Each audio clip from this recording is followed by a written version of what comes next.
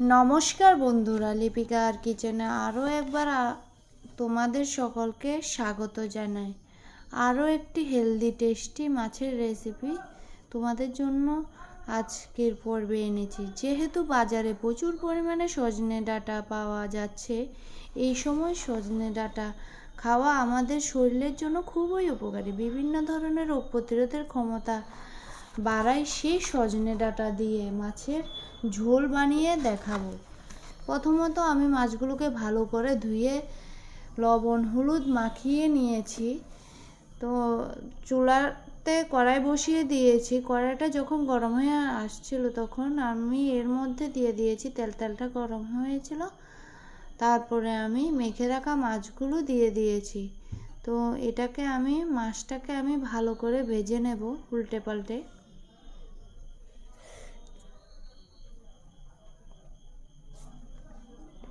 তো ভেজে রাখা যে মাছের তেলটা ছিল এটার মধ্যে আমি সজনে ডাঁটা আর আলুটা ভেজে নেব।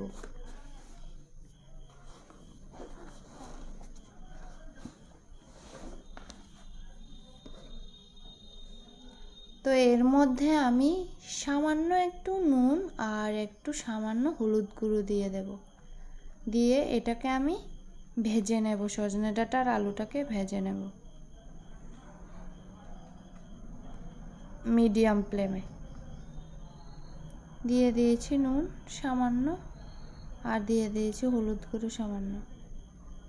তো এটাকে আমি ভালো করে নাড়াচাড়া করে ভেজে নেব যাতে করে দাগ না লেগে যায় কড়াইয়ের গায়ে।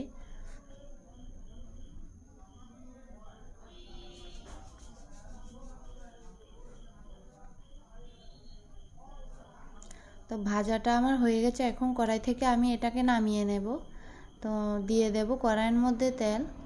এখন দিয়ে দেব ফোড়ন, 5 ফোড়ন দিয়ে দেব এবং দিয়ে দেব শুকনো লঙ্কা একটা।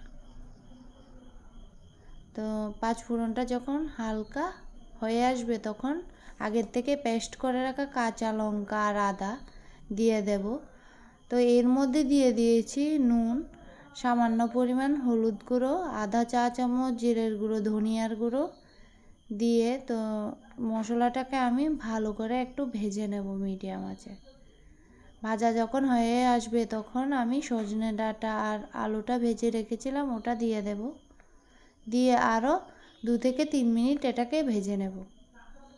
তো একে সাইডে আমি গরম জল বসিয়ে রেখেছি। গরম জলটা দিলে কি হয়, রান্নাটা খেতে কিন্তু খুবই ভালো লাগে। তো এখন আমার 2-3 মিনিট হয়ে গেছে ভাজা। তো এর মধ্যে আমি গরম জলটা দিয়ে দেব। খুব সহজে এই গরমে এই সজনে ডাঁটা খেতে কিন্তু খুবই ভালো লাগে।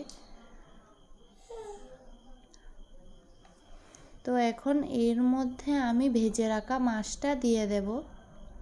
দিয়ে জালটাকে একটু বাড়িয়ে দেব। যখন একটা বলক আসবে তখন জালটা আমি মিডিয়াম আঁচে করে রাখব। তো আবারও আমি 2 থেকে 3 মিনিটের জন্য এটাকে ঢাকা দিয়ে রেখে দেব। 2 থেকে 3 মিনিট পর ঢাকাটা সরিয়ে আমি আলুটা সেদ্ধ হয়েছে কিনা এটা দেখতে হবে। তো এভাবে একটা হাতার সাহায্যে আমি আলুটা সেদ্ধ হয়েছে কিনা দেখব। যখন আলুটা সেদ্ধ হয়ে যাবে তখন আমি রান্নাটা চুলা থেকে নামিয়ে নেব গরম মশলা দিয়ে। তো আমার রান্নাটা হয়ে গেছে। এখন আমি গরম মশলাটা দিয়ে নামিয়ে নেব। তো আমার এই রেসিপিটা যদি ভালো লাগে তাহলে আমার চ্যানেলটিকে লাইক এবং সাবস্ক্রাইব করতে একদম ভুলবে না।